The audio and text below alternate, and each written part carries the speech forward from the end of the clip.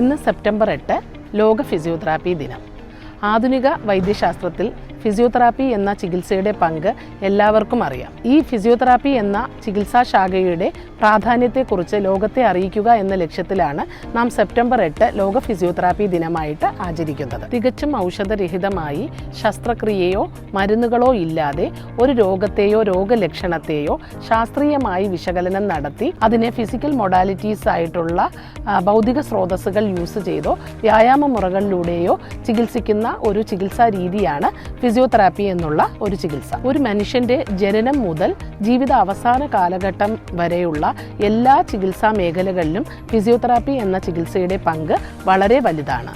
Physiotherapy in orthopaedics, physiotherapy in neurology, physiotherapy in paediatrics, physiotherapy in gynaecology, physiotherapy in geriatrics, physiotherapy in sports medicines, physiotherapy in oncology, physiotherapy in vestibular problems. ഇതിനെല്ലാം ഒരു മനുഷ്യൻ്റെ ജീവിത അവസാന കാലഘട്ടം വരെയുള്ള എല്ലാ ചികിത്സാ മേഖലകളിലും ഫിസിയോതെറാപ്പിയുടെ പങ്ക് വളരെയധികം വലുതാണ്. ഹായ്, ഞാൻ Shani Anas, Alpha child development and paediatric rehabilitation സെൻറ്ററിൻ്റെ ഡയറക്ടറും പീഡിയാട്രിക് ഫിസിയോതെറാപ്പിസ്റ്റുമാണ്. ആധുനിക വൈദ്യശാസ്ത്രത്തിൽ എല്ലാ മേഖലകളിലും ഫിസിയോതെറാപ്പിക്ക് ഒരുപാട് പ്രാധാന്യമുള്ളതുപോലെ തന്നെ ആധുനിക ഫിസിയോതെറാപ്പിയിൽ പീഡിയാട്രിക് ഫിസിയോതെറാപ്പിയുടെ പങ്ക് ഒരുപാട് വലുതാണ്. നമ്മുടെ കുഞ്ഞുങ്ങളിൽ കാണപ്പെടുന്ന പല നാഡീ സംബന്ധമായ പ്രശ്നങ്ങൾ നിമിത്തവും ഓർത്തോപീഡിക് ആസ്പെക്റ്റിൽ ഉണ്ടാകുന്ന പ്രശ്നങ്ങൾ കാരണവും കുട്ടികളിൽ ഉണ്ടാകുന്ന ജനിതകപരമായിട്ടുള്ള പ്രശ്നങ്ങൾ കാരണങ്ങൾ ഉണ്ടാകുന്ന പല അവസ്ഥകളെയും അതിജീവിക്കാൻ പീഡിയാട്രിക് ഫിസിയോതെറാപ്പിയിലൂടെ നമുക്ക് പുനർജീവിപ്പിക്കാനായിട്ട് സാധിക്കും. കുട്ടികളുടെ ന്യൂറോളജിക്കൽ ഡിസോർഡേഴ്സായ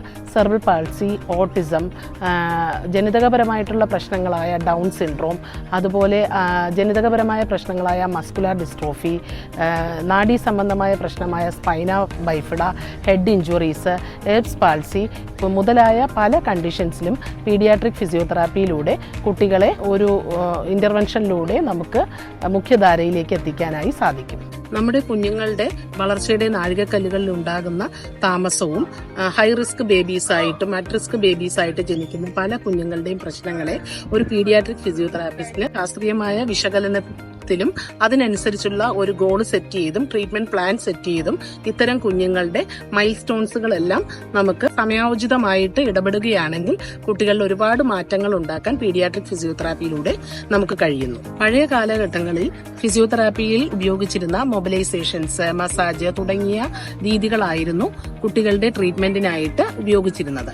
പക്ഷേ ഇപ്പോൾ ആധുനിക യുഗത്തിൽ പലതരത്തിൽ നൂതനമായിട്ടുള്ള പീഡിയാട്രിക് ഫിസിയോതെറാപ്പി അപ്രോച്ചുകൾ ഇങ്ങനെയുള്ള കുട്ടികളുടെ ഫിസിയോതെറാപ്പിക്ക് വേണ്ടിയിട്ട് നമ്മൾ ഉപയോഗിക്കുന്നു. ഇപ്പോൾ കുട്ടികളുടെ പീഡിയാട്രിക് ഫിസിയോതെറാപ്പിയിൽ ഏറ്റവും കൂടുതൽ ഉപയോഗിക്കുന്ന ഒരു ചികിത്സാ അപ്രോച്ചാണ് ന്യൂറോ ഡെവലപ്മെന്റൽ തെറാപ്പി എന്ന് പറയുന്നത്. ഇതിന് കുട്ടികളുടെ പൊസിഷനുകൾ, കുട്ടികളുടെ ശരിയായ രീതിയിലുള്ള പേശികളുടെ ചലനങ്ങൾ ഇവയെല്ലാം ക്രമപ്പെടുത്തുന്നതിനായിട്ട് ഫിസിയോതെറാപ്പി ബോളുകൾ, ബോൾസ്റ്റേഴ്സ്, പലതരത്തിലുള്ള മാറ്റ്, ഫിസിയോ മാറ്റ് ഇതെല്ലാം ഉപയോഗിച്ചിട്ടാണ് നമ്മളുടെ ന്യൂറോ ഡെവലപ്മെന്റൽ തെറാപ്പി നമ്മൾ ചെയ്യുന്നത്.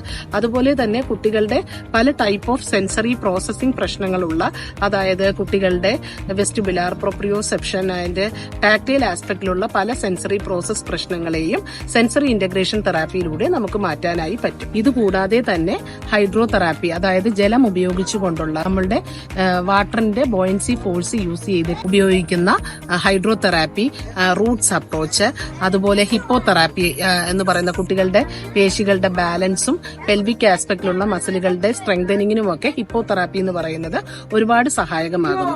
അതുപോലെ virtual reality, mirror therapy, motor planning ആസ്പെക്റ്റിലുള്ള ട്രെയിനിങ്ങുകൾ ഇതും പീഡിയാട്രിക് ഫിസിയോതെറാപ്പിയിൽ ഒരുപാട് സഹായകമാകുന്നു. നമുക്ക് പലപ്പോഴും കുഞ്ഞുങ്ങൾ ഒരുപാട് വാശി പിടിക്കുകയോ കുഞ്ഞുങ്ങളുടെ ചികിത്സയ്ക്ക് ഏറ്റവും കൂടുതലായിട്ട് പ്ലേ ബേസ്ഡ് ആയിട്ടുള്ള ഫിസിയോതെറാപ്പി അപ്രോച്ചുകൾ കുഞ്ഞുങ്ങളുടെ പ്രശ്നങ്ങളെ ഒരുപാട് മാറ്റുന്നതിന് നമുക്ക് സഹായകമാകുന്നുണ്ട്. അതുപോലെ തന്നെ പീഡിയാട്രിക് ഫിസിയോതെറാപ്പി ആസ്പെക്റ്റിൽ മാതാപിതാക്കൾക്ക് കുട്ടികളെ കൈകാര്യം ചെയ്യുന്ന രീതിയും കുട്ടികളെ എങ്ങനെ വീട്ടിൽ ചെയ്യിപ്പിക്കണം എന്നുള്ള ഒരു ആസ്പെക്റ്റും ഒക്കെ വളരെ നേരത്തെ തന്നെ കറക്റ്റ് ആയിട്ടുള്ള ഒരു ഫിസിയോതെറാപ്പി മെത്തേഡിലൂടെ പറഞ്ഞു കൊടുക്കുകയാണെങ്കിൽ കുട്ടികളുടെ പ്രശ്നങ്ങളെ ഒരുപാട് തരത്തിലുള്ള സെക്കൻഡറി പ്രോബ്ലംസിൽ നിന്ന് ഈ കുട്ടികൾക്ക് ഉണ്ടാകുന്ന പ്രശ്നങ്ങളെ നമുക്ക് മാറ്റാനായി സാധിക്കും. കുട്ടികളിൽ കാണുന്ന പല പ്രശ്നങ്ങളെയും ശാസ്ത്രീയമായി വിശകലനം നടത്തി ആ കുട്ടികളുടെ വീട്ടിലുള്ള പാരന്റ്സിനും കറക്റ്റായിട്ടുള്ള ഒരു ഗൈഡൻസ് നൽകുക നൽകുകയാണെങ്കിൽ ഇത്തരം കുഞ്ഞുങ്ങളുടെ പല പ്രശ്നങ്ങളും വളരെ നേരത്തെ തന്നെ നമുക്ക് പരിഹരിക്കാവുന്നതാണ്.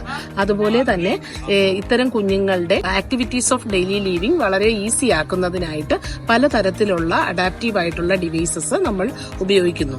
കുട്ടികളുടെ ചലനത്തിന് വേണ്ടിയിട്ട് റൊളേറ്റേഴ്സ് അല്ലെങ്കിൽ പീഡിയാട്രിക് ഗെയ്റ്റേഴ്സ് ഇങ്ങനെയുള്ള ഗെയ്റ്റ് ട്രെയിനിങ് ആസ്പെക്റ്റിലേക്കും ഒക്കെ വേണ്ടിയിട്ട് നമ്മൾ പലതരത്തിലുള്ള ഉപകരണങ്ങളാണ് ഈ കുഞ്ഞുങ്ങൾക്കായിട്ട് ഉപയോഗിക്കുന്നത്.